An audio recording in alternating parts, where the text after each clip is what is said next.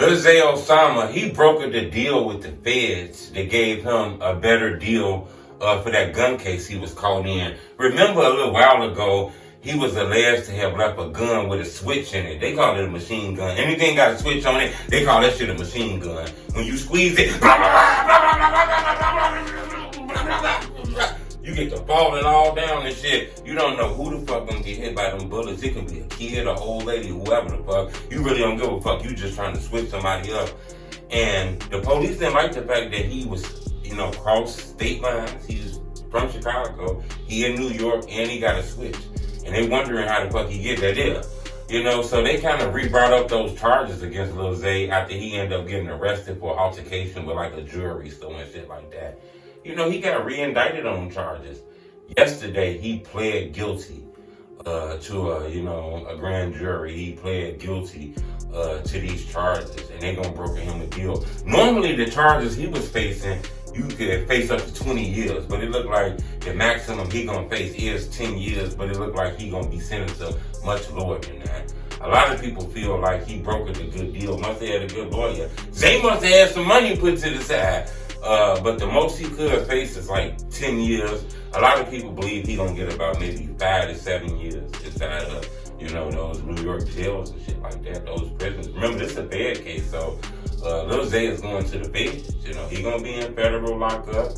And the crazy part is he's gonna be in New York with this shit, somewhere. I don't know exactly where they're gonna send him into the feds, but he's not in the Illinois jail system and shit like that. But it looked like this was a better deal for him, A lot of people felt like, man, Lil Zay ass cooked. Now, he could have been cooked. Don't get me wrong. Normally them gun charges in New York, that shit carry a lot of time. People get caught with a gun in New York, they be ready to lock your ass up forever. We seen the NFL player, Plexico Burris, shoot his own self till he was damn near gone 10 years. And he shot his own fucking self. So they don't play around with them gun laws, but it looked like somehow Lil Zay brokered a good deal where the maximum time he gonna face is 10 years. But it looks like he's going to get a much lower sentence than that.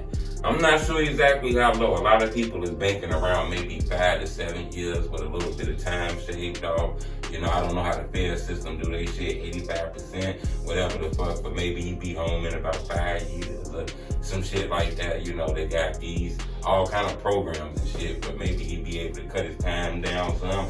I'm not sure. I know y'all gonna say, man, you can't cut time down in the feds. I don't know. I ain't never been in there. But I'm bringing to your attention, Lil Zay Osama pled guilty to having that switch.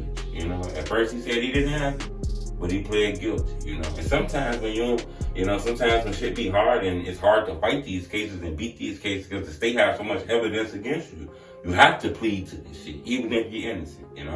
But a lot of people feel like, man, Zay did what the fuck he had to do. That was a smart idea. Instead of fighting these people, get 30, 40, 50 years, be gone forever.